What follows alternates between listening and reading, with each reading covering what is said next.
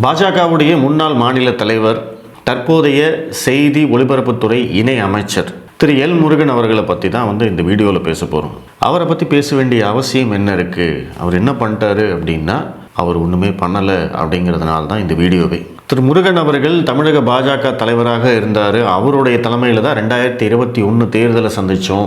அந்த தேர்தலுக்கு முன்னாடி வேல் யாத்திரை அப்படின்னு சொல்லி ஒரு யாத்திரை ஏற்பாடு பண்ணி அதை முன்னின்று நடத்தி கிட்டத்தட்ட அதிமுகவோட கூட்டணி வச்சு 4 எம்எல்ஏக்களை பெற்று தந்தது அவர் தான் அப்படிங்கிறதுல எந்த மாற்று கருத்தும் இல்லை.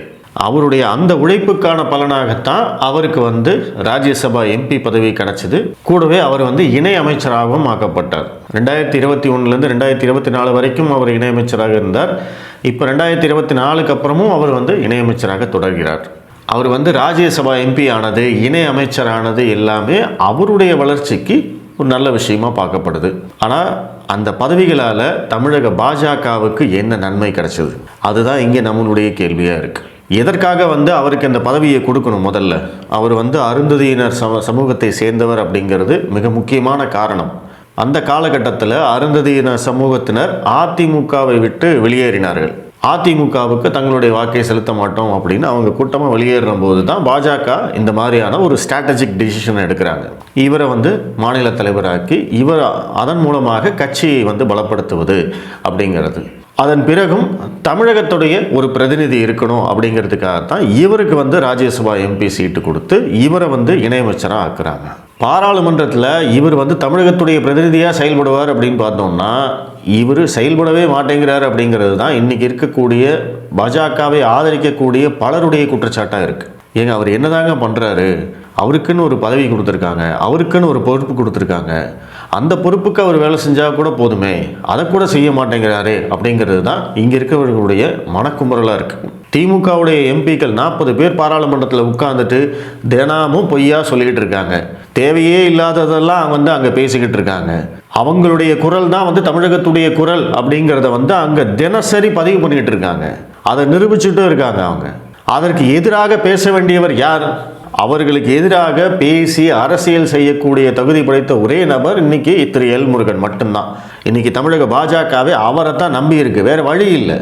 அதிமுக ராஜ்யசபா எம்பிக்கள் யாரும் பாஜகவுக்காக பேசுகிற போகிறதில்ல. அப்போது அங்கே திமுகவுடைய நெரேட்டிவை உடைக்கணும், அவங்களுக்கு எதிராக அங்கே அரசியல் செய்யணும் அப்படின்னா நீங்கள் செய்ய வேண்டியது என்ன? திரு எல் முருகனும் நேருக்கு நேராக திமுகவை 1 to 1 அவங்க எதிர்கொள்ளணும். அதுதான் இங்கே வேணும். நீங்கள் பாஜக மாநில தலைவராக இருந்தபோது என்ன செஞ்சீங்களோ அதைத்தானே நீங்கள் அங்கே போய் செய்ய சொல்கிறோம். அதுவும் இல்லாமல் நீங்கள் இணை அமைச்சர், உங்களுக்குன்னு ஒரு மிகப்பெரிய பதவி கொடுத்துருக்காங்க. அங்கே இருக்கக்கூடிய திமுக எம்பிக்களை விடவும் நீங்கள் புரோட்டோக்காலில் மேலே இருக்கீங்க. உங்களுக்கு அவங்க மரியாதை கொடுத்தே ஆகணும். அதுவும் நடக்கிறது பாஜகவுடைய ஆட்சி. நீங்கள் தாராளமாக எந்திரிச்சு எப்போ வேணால் குறுக்கீடு செஞ்சு என்ன வேணால் பண்ணலாம். சட்டத்திலே இடம் இல்லையா? சட்டத்தை மீறியாவது பண்ணுங்க, அதில் ஒன்றும் தப்பு கிடையாது. அங்கே இருக்கிற திமுக எம்பிக்கள் பேசக்கூடிய விஷயங்களுக்கு யாராவது ஒருத்தராவது பதிலடி கொடுக்கணும் இல்லையா? யார் பேசுவாங்க? ஒன்று நிதியமைச்சர் நிர்மலா சீதாராமன் அவர்கள் பேசணும். அவங்க நிதியமைச்சராக இருக்காங்க, பட்ஜெட் தாக்கல் பண்ணுறாங்க. மற்ற மாநிலங்கள் அத்தனை பேருக்கும் அவங்க பதில் சொல்ல வேண்டிய கடமை இருக்குது. எத்தனையோ வேலைகள் இருக்குது. அப்படி இருக்கிற போது அவங்க சரிக்கு சரியாக திமுகவுக்கு நேருக்கு நேராக நின்று அவங்களால அரசியல் பண்ண முடியாது. அவங்க அப்படியே அரசியல் பண்ணாலும் அவங்க பிராமணர் அப்படிங்கிற விஷயம் அங்கே ஒரு மிகப்பெரிய டிஸ்அட்வான்டேஜ். ஏன்னா அந்த ஒரு காரணத்தை வச்சே தமிழகத்தில் அவங்களுக்கு எதிரான ஒரு நெரேட்டிவை செட் பண்ணிடுவாங்க. ஏன்னா இந்தியாவிலேயே பிராமண எதிர்ப்பு இருக்கக்கூடிய ஒரே மாநிலம் தமிழகம் மட்டும்தான், வேற எங்கேயுமே கிடையாது. அப்போது நிர்மலா சீதாராமன் அவர்களுக்கு நேரடியாக அரசியல் செய்யறதுக்கும் அவங்களுக்கு விருப்பம் இல்லை. அவங்க தேர்தல் அரசியல்கள்லாம் அவங்க வேண்டாம் அப்படின்னு சொல்லிட்டாங்க. அப்படி இருக்கிற போது மீதி இருக்கக்கூடிய ஒரே ஒரு சாய்ஸ் யார் அப்படின்னா நீங்கள் மட்டும்தான். நீங்கள் தான் அவங்களை எதிர்கொள்ள வேணும்.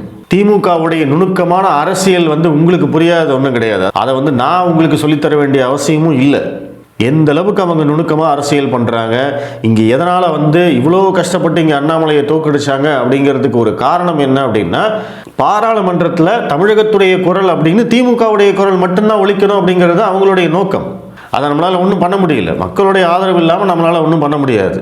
காசு வாங்கிட்ட மக்கள் ஓட்டு போடுற வரைக்கும் நம்மளால் எதுவும் செய்ய முடியாது. ஆனால் ராஜ்யசபா எம்பி மூலமாக, அதுவும் வேறு மாநிலத்தில் யாரோ ஒருத்தருக்கு கொடுக்க வேண்டிய ராஜ்யசபா சீட்டை உங்களுக்கு கொடுத்து, அது கொடுத்தது மட்டும் இல்லாமல் உங்களை இணையமைச்சராக்கி அழகு பார்த்த தமிழக பாஜகவுக்கு பாரத பிரதமர் நரேந்திர மோடிக்கு நீங்கள் என்ன செய்ய போகிறீங்க?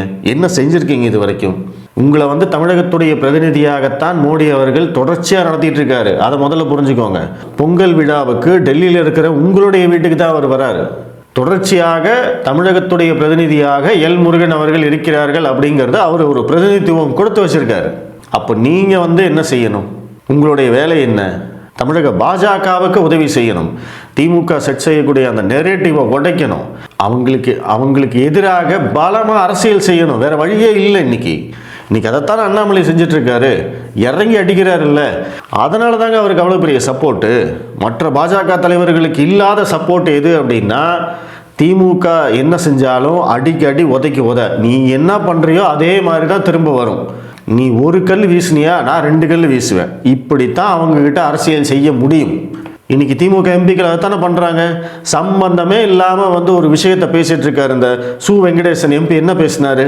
ஐஐடியில் இயக்குனர் காமகோடியான் ஒரு தனியார் நிகழ்ச்சியில் அவர் கோமியத்தை பற்றி பேசுகிறாரு. ஆனால் அந்த விஷயத்தை எடுத்துக்கொண்டு போய் அங்கே பாராளுமன்றத்தில் பேசி அதை வந்து பாஜகவோட கனெக்ட் பண்ணுறாரு அப்படின்னா, எந்த அளவுக்கு அவங்கெல்லாம் வந்து ஒரு கரப்ட் மைண்டாக இருப்பாங்க. அவங்களுக்கு எதிராக நீங்களாம் என்ன பண்ணீங்க? எல்லா எம்பிக்களும் சொல்லி வச்ச மாதிரி நிதி கொடுக்கறதில்லன்னு பொய்யா சொல்லிட்டு இருக்காங்க.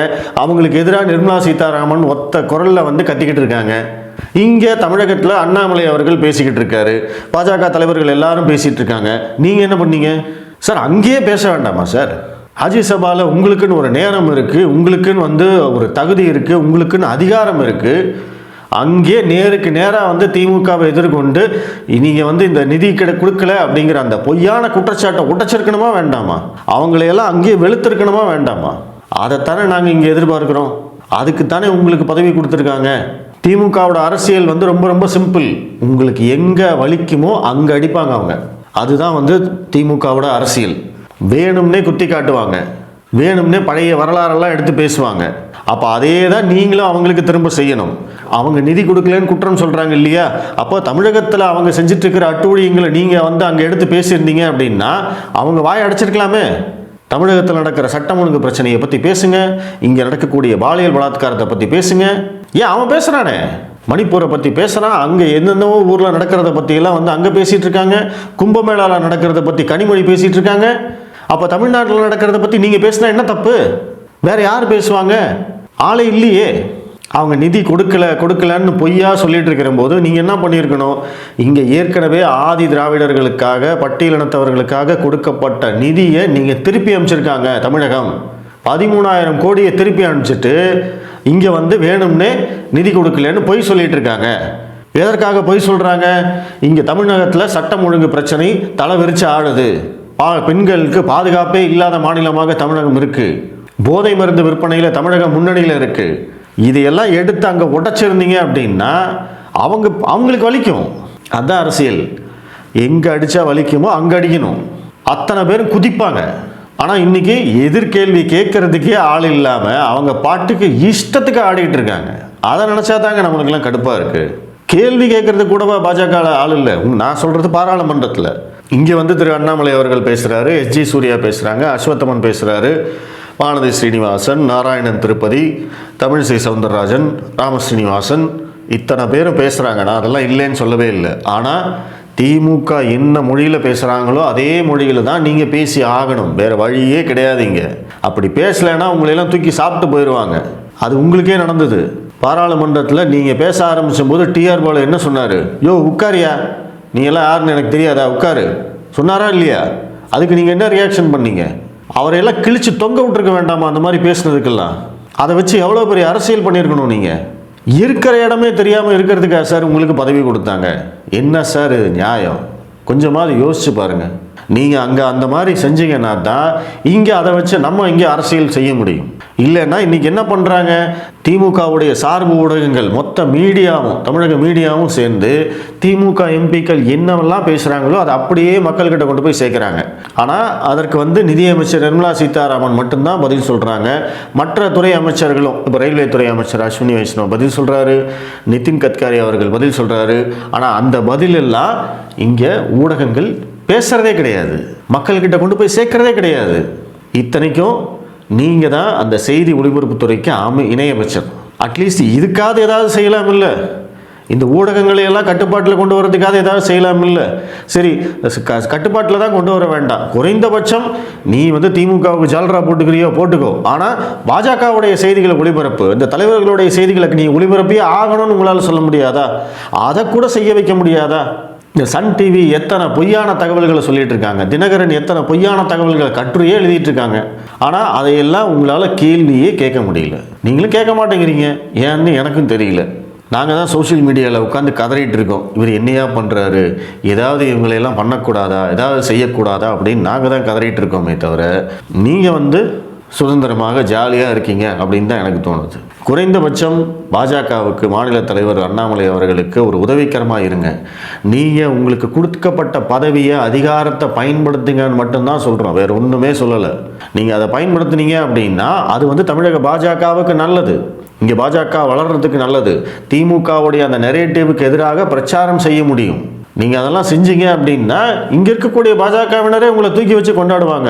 சார், பாராளுமன்றத்தில் நடக்கிறது எல்லாத்தையுமே வந்து இங்கே அவங்க ஷேர் பண்ணிகிட்டு இருக்காங்க சார், அத்தனை வீடியோ போயிட்டுருக்கு, அவங்க என்ன மாதிரி வந்து வளைச்சி கேள்வி கேட்குறாங்கன்னு இருக்கு. அப்போ நீங்கள் அதே மாதிரி பதில் சொன்னீங்க அப்படின்னா உங்களோட வீடியோவும் பரவும், உங்களுக்கும் புகழ் கூடும்.